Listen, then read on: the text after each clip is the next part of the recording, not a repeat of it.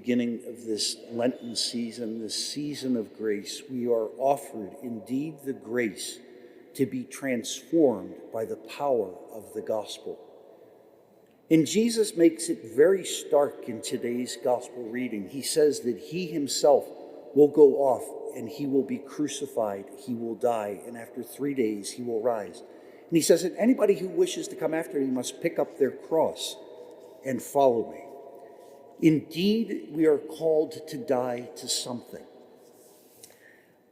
As you know, here in the Cathedral Parish, we do many, many, many funerals. And there's one image that I use in many of the homilies, and for those who have been, I think one year I did 95 funerals, and you kind of run out of ideas and in images, but there's one image that is, I think, very beautiful and can help to illustrate what Jesus says in this gospel reading. It is, Jesus uses this image in many other ways to describe faith, and he uses the image of a seed.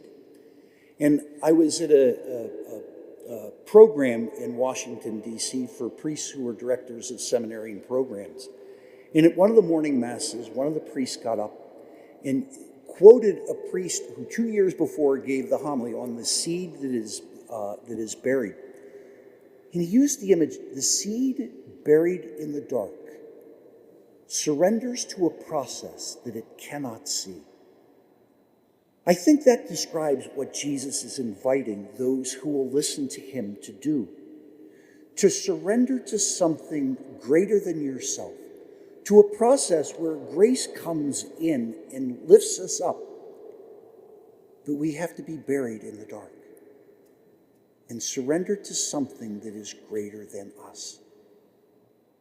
That's the call of what Lent is about, to die to this world that we might rise with Christ and for Christ to a new life that is eternal.